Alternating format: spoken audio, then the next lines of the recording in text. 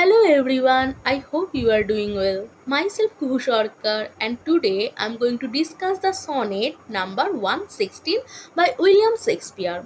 This is the most famous sonnet by William Shakespeare and I specially took this sonnet because this sonnet is in the syllabus of Burdwan University in their minor course English.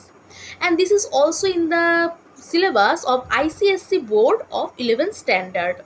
So I thought to take this sonnet and I hope I can give you a good explanation of the sonnet. So before starting the sonnet, I hope you know the background of the sonnet, that what is sonnet. So let me tell you that sonnet is a 14 line poem. So in Italy, some of the writer, it was anonymous, it was also unknown that one writer wrote in this poem, but it was Petrarch who made this poem famous. He wrote this in this sonnet in this poem, and he wrote it specially for his beloved because he could not marry his beloved and it was the unrequited love, so he wrote sonnets for his beloved. After Petrarch was a Italian poet. Okay, so after Petrarch it was Thomas Watt and his disciple Henry Howard. They took this form in English, and after that Edmund Spencer and Philip Sidney, they wrote in this poem, and Edmund Spencer wrote 89 sonnets and it was dedicated to his beloved and to his wife. But Philip Sidney also wrote 108 sonnet and 11 songs. It was dedicated to his beloved Penelope Devereux Rich, and it was also an unrequited love.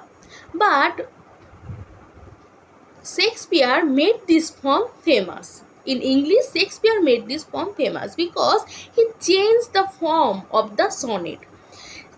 When Petrarch follows the octave and sestet format, Shakespeare changed the format into quatrain, and he made it into 3 quatrain and 1 couplet. So after finishing the whole explanation, I will definitely give you the structure form and how it works. I will definitely tell you, but before that you have to know little information about Shakespeare sonnet, that there are total 154 sonnets. So Shakespeare wrote 154 sonnets, and 1 to 126 sonnets are called the fair youth sonnets. Why? Because it was dedicated to one of his male friend. It was said by whom? It was said by the critics. Critics said that these sonnets from 1 to 126 sonnets, they are dedicated to male friend, and Shakespeare wrote that Mr. W.H.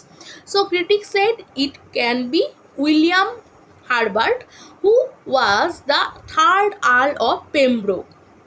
So from 1 to 126 sonnets are called the fair youth sonnets, and it was dedicated to W.H. From 126 to 154 sonnets are dedicated or are called the Dark Lady sonnets, because it was dedicated to the Dark Lady. It is also unknown that who was the Dark Lady.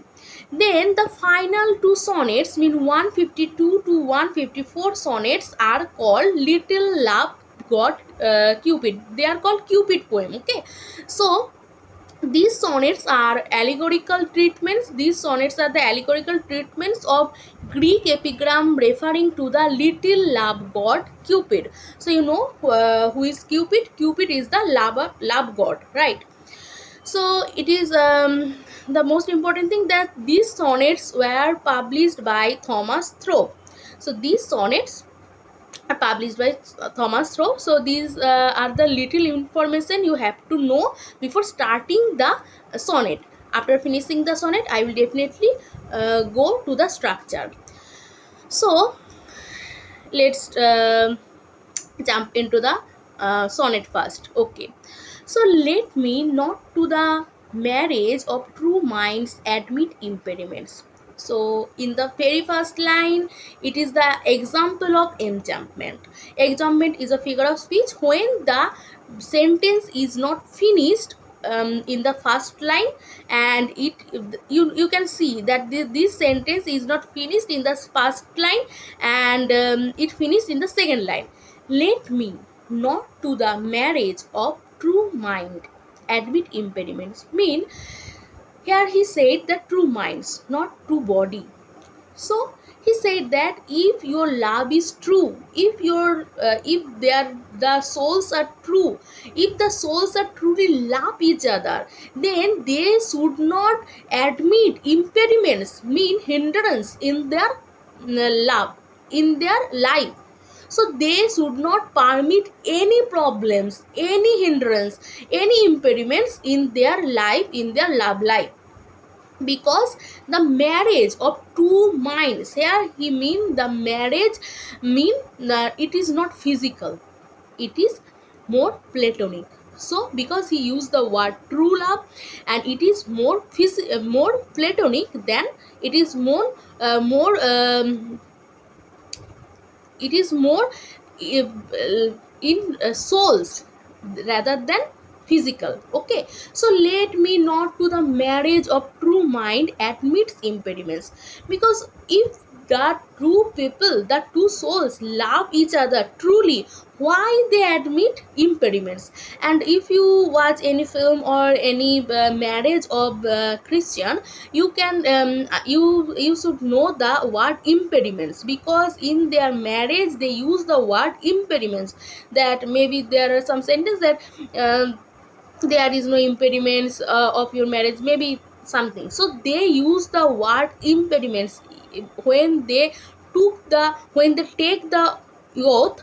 You can see that they took the take the word impediment. Okay, so from there Shakespeare took the word impediment. Impediment means problems, hindrance, and here he tried to say that if the two lovers truly love each other, they should not permit any impediments in their life, in their path.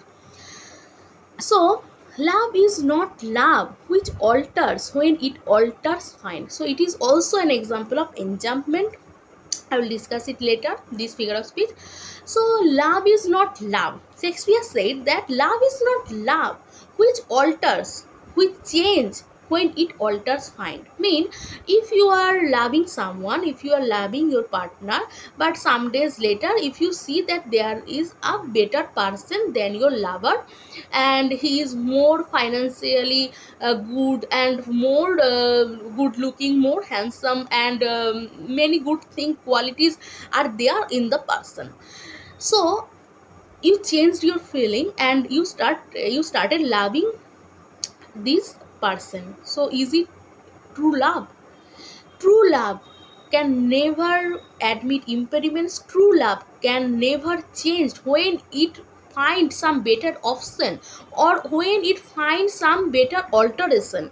So Shakespeare said that if you go for the another person, if you go for another partner, then this was not true. Your previous love was not true. Uh, your previous love was false. Then love is not love. Love is not true love, which alters, which transforms, which not transforms, I wrongly use the word transform, which changed. The when it alters fine, when it get a better option, it cannot change itself, right? Or bends with the remover to remove. So love cannot bend when it got some remover. It could not remove. Your feelings could not remove by anyone. You are If you are loving someone truly, and some other person came, he could not change your love. He could not change your feeling for your partner. If you think that he is the better option, you are doing wrong, but because you are not love your partner truly, then so it could not bend with the remover to remove. Oh no. So you should notice that this is an example of, this is the first quatrain. Okay, so this is the first quatrain. Okay, let me use it. This is the first quatrain. Quatrain mean 4-line stanza. 4-line stanza. So this is the first quatrain. Then, okay, so this is the first quatrain we see. Then the mood change. He said, "Oh no,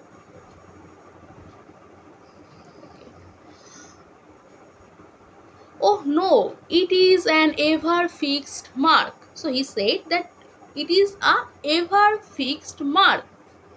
Love is a ever fixed mark. So what is ever fixed mark? It is the lighthouse. So he giving the example of lighthouse. He giving the metaphor that love is, if two person love each other truly, it become a symbol of fixed mark, mean a lighthouse that looks on the tempest and is never shaken. So what is the work of a lighthouse? Lighthouse was built for in between the sea, right? So it from the lighthouse you can see that how the sea changes, how the air changes. You can give the you can give the news or information of the weather change, right? And it also shows the way of the ship.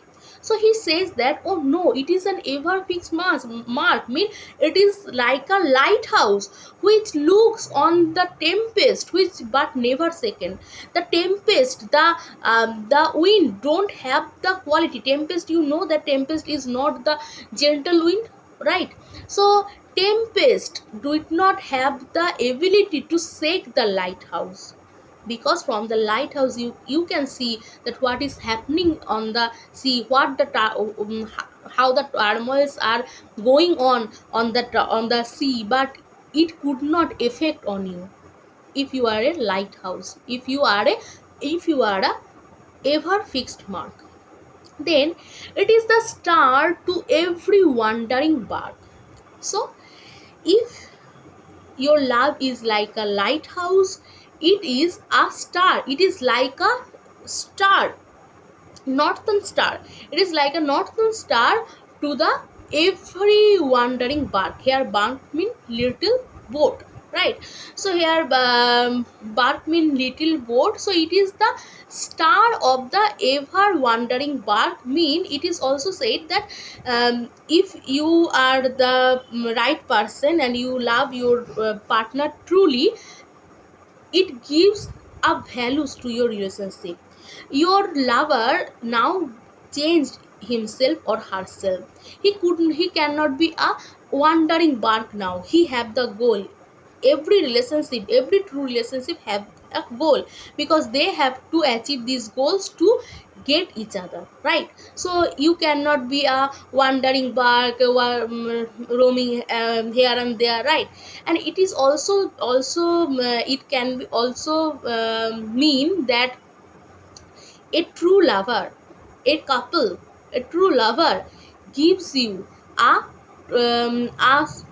example to the other lovers who don't know that how to love, and who don't know what is true love, and who are wandering around like a bark. So from the lighthouse, a ship can understand, the person who is riding the ship can understand that where is the path, where we have to go, right? So a true love is like a lighthouse which shows the way to the other lovers, or it shows the way to each other also, right? If you are you loving someone, you should say him that what is good and bad for him or her, right?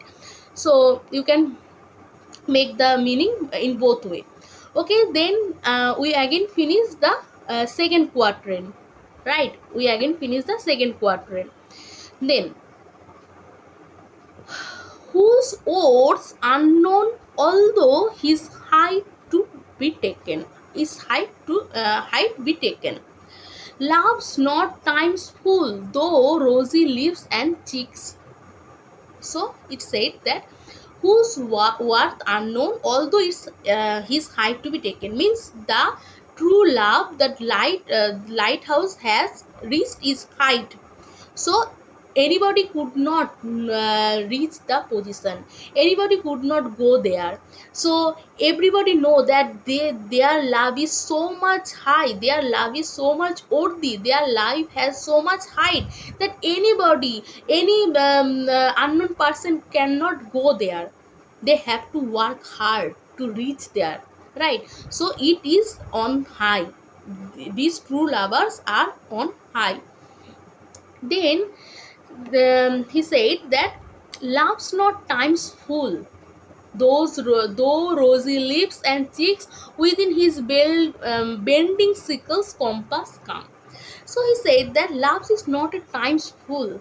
If you think that when times during when time changes, loves can alter, loves can change, feelings can be changed, it is you are thinking wrongly, or you are thinking in a wrong way, right? Because loves is not a times full, those rosy lips and cheeks. If you say that your lover is now young, he or she is beautiful, he has the rosy lips, she has the rosy lips, rosy cheeks, and because of that, because of this physicality, you are loving him or her. You- it is not, because true love is something when he became ugly, when she became ugly, when she lose all the physical qualities, all the um, physical charm, you still have the feeling, you still have the true feeling, you still have the love feeling for your partner. Because it is not time's full, time could not change, time can affect our body, time can affect your partner's body, your lover's body, but it could not have the power, sorry, it cannot have the power to change your true feeling for your partner. So it cannot so here he said that time who is holding a sickle, and time says that yes, I am the most powerful person, I am holding the sickle. Sickle mean something like that. Okay, so from this you can cut the grass. So if time think that I can cut the grass, I can cut the person, I can cut the beauty of the person, and I can also cut the love for his or her partner for him. He is doing wrong, and because love is not times full, so it cannot bend their head to the time sickle or that sickle compass. Okay, love alters. So okay, then so love alters not with the brief hours and weeks. So he said that love cannot change, or love cannot transform itself, change itself in hours and in weeks, but it bears it out even the edges of doom. So he said that true love is something, it does not change itself in hours and in weeks. It is not temporary, but it bears it to the doomsday. Doomsday, I hope you know that when the world's end, in Bible it is said that one day the God will punish the when the sin overreached itself, God will punish us, and it will be the doomsday. In doomsday, we all will die. Okay, so here he said that true love is something which will still unchanged with the in the it's still in the doomsday. So in nowadays we say that things like break up, hook up. So Shakespeare says that if you say that break up or hook up is something very much cool, it is not the true love, because love never change. Love never remove or alter or it never change its feeling for his partner.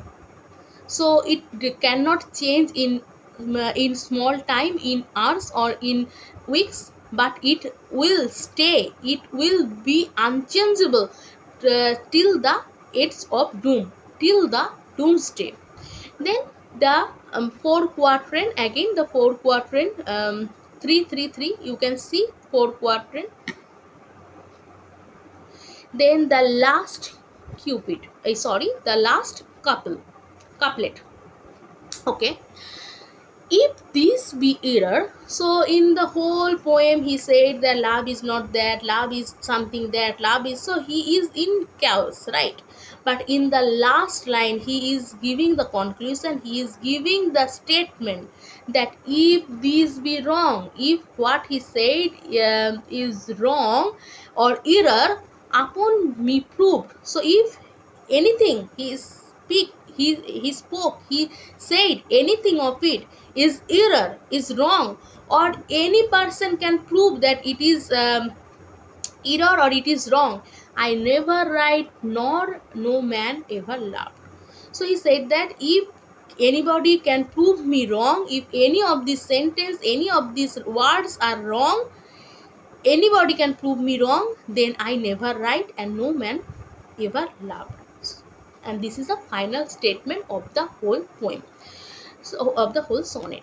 So he tried to say that when he was writing this sonnet, he is in his best, at the top of his career. I mean, he had already wrote many plays, and he is top in his career. Everybody knows him.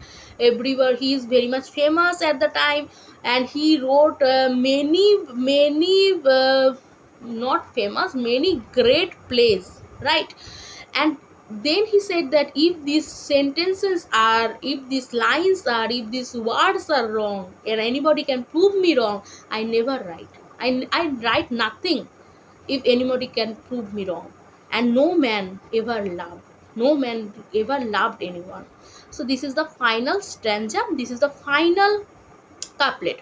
So let know the structure form of Shakespeare sonnet.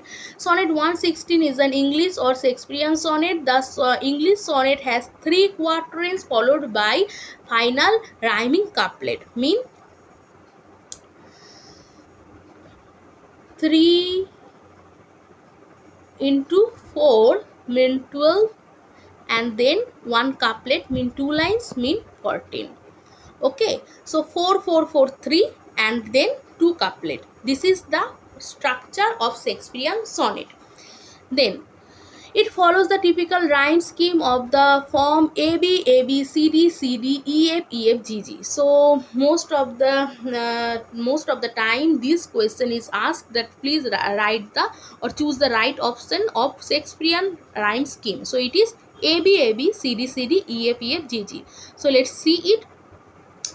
Let me not laugh to the marriage of true minds. This is A.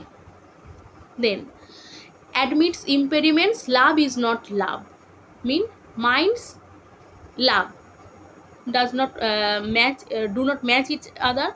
Minds finds. A B A B. Love removed. Okay. So though it is not match, then A B A B A B A B, then okay, A B A B C D C D E F E F G G. Okay, so A B A B, then